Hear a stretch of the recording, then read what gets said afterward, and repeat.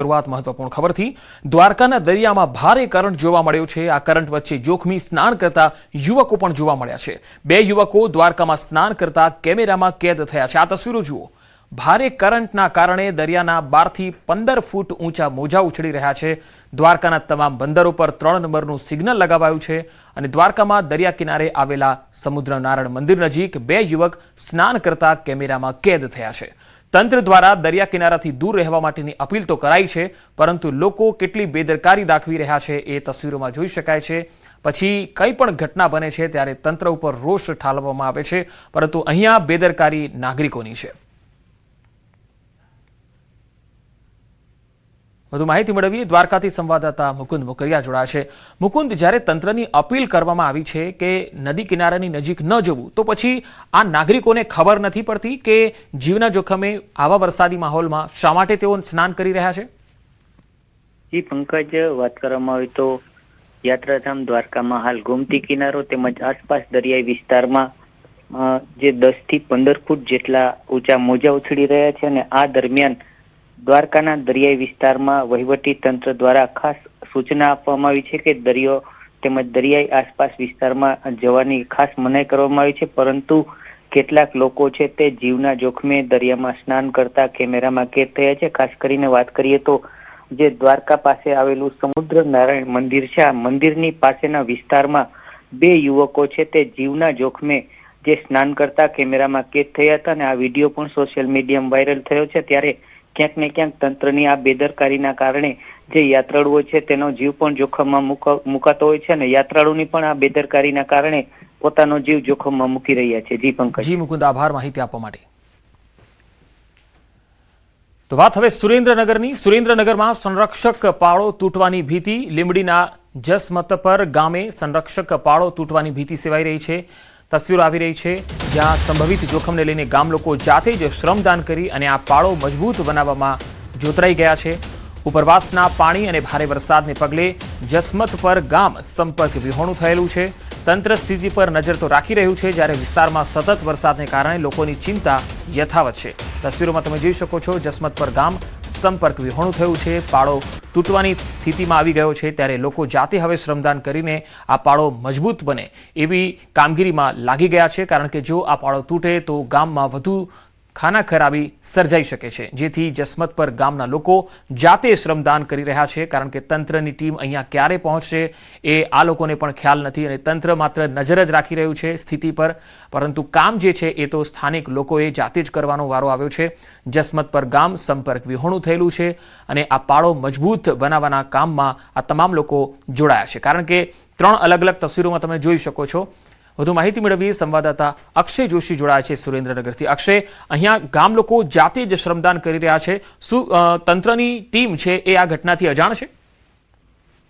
જી પંકજ, ચોક્કસથી વાત કરવામાં આવે તો જસમતપુર ગામમાં જે ભૂગર્ભના પાણી છે તે કોઝવે અને આસપાસના વિસ્તારમાં ફરી વળવાના કારણે જસમતપુર ગામની અંદર પ્રવેશ કરવો કે જસમતપુર ગામ લગભગ અશક્ય બની ગયું છે અને ગામ છે સંપૂર્ણપણે સંપર્ક વિહોણા જેવી સ્થિતિમાં મુકાઈ રહ્યું છે, જેથી કરીને તંત્ર ટીમ હજુ સુધી ત્યાં કોઈ પણ પ્રકારની કામગીરી કરવા માટે પહોંચી શકી નથી, જેથી કરી અને જે આ ભોગાવો નદીનું જે પાણી છે વધુ ગામની અંદર પ્રવેશતા અટકે એના માટે થઈ અને ગ્રામજનો દ્વારા જાતે જ છે એ જાત મહેનત જિંદાબાદ એ સૂત્રને સાર્થક કરી અને ગામની જે પાણીની આવક છે અટકાવવા માટે જાતે જ છે શ્રમદાન કરી અને પાળો બનાવવાની કામગીરી કરી છે। તંત્રની જો વાત કરો તો તંત્ર ક્યાંક ને ક્યાંક હવામાન વિભાગની આગાહી હોવા છતાં આગોતરું આયોજન કરવામાં તંત્ર નિષ્ફળ નીવડ્યું હોય તેવું ચોક્કસથી આ તસવીરો પરથી પુરવાર થાય છે, કારણ કે તંત્ર મદદની વાત તો એક તો રહી, પરંતુ જે જાનમાલની હાનિ અટકાવવાના જે પ્રયાસો છે તે પણ તંત્ર દ્વારા ક્યાંક ને ક્યાંક પૂરતા પ્રમાણમાં ન કરવામાં આવ્યા હોય તેવું ચોક્કસથી આ દ્રશ્યો પરથી લાગી રહ્યું છે। જી અક્ષય, આભાર માહિતી આપવા માટે।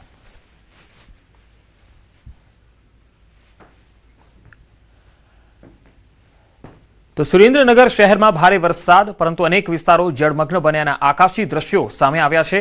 શહેરમાં વરસાદ બાદ રતનપર વિસ્તારમાં આવેલ અનેક સોસાયટી અને મુખ્ય રસ્તાઓ પાણીમાં ગરકાવ થયા છે। વરસાદ બંધ થયા બાદ કલાકો સુધી પાણીનો કોઈ નિકાલ ન થતા લોકોને ભારે હાલાકી પડી રહી છે। મનપા તંત્ર પાણીના નિકાલની વ્યવસ્થા કરવામાં સદંતર નિષ્ફળ હોય તેવી સ્થિતિ જોવા મળી છે। ધોળીધજા ડેમ ઓવરફ્લો થતા ભોગાવો નદી 2 કાંઠે વહેતી જોવા મળી છે।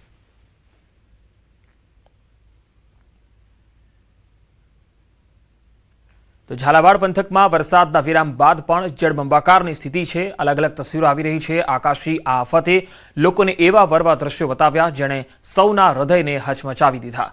જે ઘરોમાં ગઈકાલે ખુશીઓનો કલશોર હતો, આજે ત્યાં પાણીના મોજાઓ રમી રહ્યા છે। અચાનક તળાવ તૂટવાની ઘટનાથી 6 થી 7 ફૂટ ઊંચા પાણી ઘરોમાં ઘૂસી ગયા છે અને ક્ષણવારમાં બધું તહેસ નહેસ થઈ ગયું છે। વર્ષોની મહેનતથી ઊભી કરેલી ગૃહસ્થી અને કમાણી પાણીમાં તણાઈ ગઈ છે અને આ જોઈને લોકોની આંખોમાં આંસુ આવી રહ્યા છે। પરંતુ આ મુશ્કેલ ઘડીમાં પણ માનવતા જીવંત છે, જ્યાં પ્રશાસન અને રેસ્ક્યુ ટીમ જીવના જોખમે લોકોને બચાવી રહી છે। એકબીજાનો હાથ પકડીને આ સંકટ સામે લડતા લોકોની ધીરજ અને સાહસ જ આપણી ખરી તાકાત છે। પ્રકૃતિના આ રૌદ્ર સ્વરૂપ આગળ જનજીવન અસ્તવ્યસ્ત બની ગયું છે।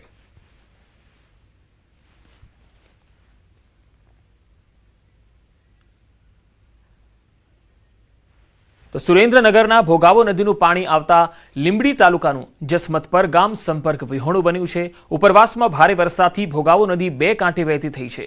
જસમતપર ગામનો સંપર્ક તૂટ્યો છે। ગામ તરફ જતો માર્ગ પાણીમાં ગરકાવ થઈ ગયો। તંત્ર દ્વારા સાવચેતી રાખવા માટે અપીલ કરવામાં આવી છે। તો બોટાદના બરવાડામાં ભારે વરસાદના અહેવાલ। ઉતાવળી અને નીલકા નદીમાં ઘોડાપૂર આવ્યું છે। ખેતરો પાણીમાં ડૂબ્યા છે।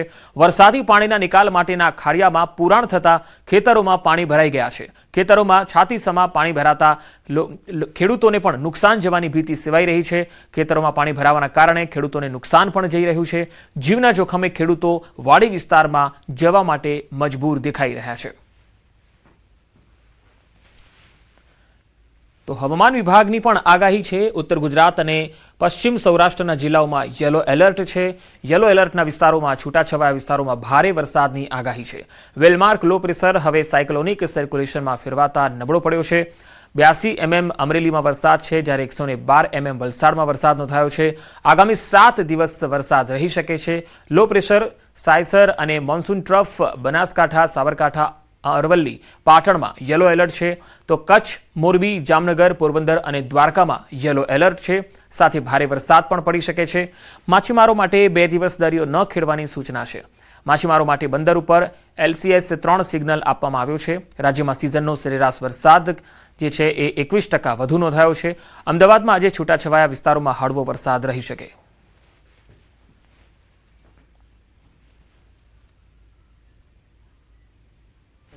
भारी बारिश की संभावना है, वो हमने आज रखा है येलो अलर्ट के साथ। भारी बारिश की जो संभावना कच्छ में रखी है, सौराष्ट्र कच्छ में और गुजरात रीजन में, जिसमें कि जैसे कच्छ डिस्ट्रिक्ट हो गया, मोरबी हो गई, कच्छ मोरबी और अपना जामनगर, द्वारका, पोरबंदर, राजकोट। इसी तरह अगर गुजरात की बात करें, गुजरात रीजन की, तो नॉर्थ गुजरात में रखी है, जिसमें बनासकांठा है, पाटन है, साबरकांठा, महसाना, अरावली इत्यादि है। और थंडरस्टॉर्म की बात करें तो आइसोलेटेड थंडरस्टॉर्म भी एक्सपेक्ट कर सकते हैं हम। आज लगभग हमने पूरा ही कवर किया है isolated thunderstorm light to moderate range में। તો કચ્છનું સફેદ રણ વરસાદ બાદ બેટમાં ફેરવાઈ ગયું। રણમાં વરસાદી પાણીનો ભરાવો થયો છે। સમુદ્ર જેવો નજારો સર્જાયો છે। સફેદ રણમાં ચારે તરફ પાણી જ પાણી જોવા મળ્યું। દર વર્ષે અહીંયા રણોત્સવ યોજાય છે। પ્રવાસીઓ માટે આકર્ષણ સમાન સફેદ રણમાં વરસાદી પાણીનું સામ્રાજ્ય છવાઈ ગયું છે। તસવીરો જોઈ શકો છો, સફેદ રણથી આવી રહી છે। વાત સુરતની। સુરત જિલ્લામાં ધોધમાર વરસાદ બાદ કીમ નદી ગાંડીતુર બની છે। માંગરોળનું કુંવરદા ગામ બેટમાં ફેરવાઈ ગયું છે। 200થી વધુ ઘરોમાં પાણી જોવા મળ્યું। ફાયરની ટીમે બોટથી રેસ્ક્યુ કામગીરી હાથ ધરી હતી। વહીવટી તંત્રએ લોકોને સલામત સ્થળે ખસેડ્યા છે। ઉપરવાસમાં ભારે વરસાદને પગલે કીમ નદીમાં ઘોડાપૂરની સ્થિતિ।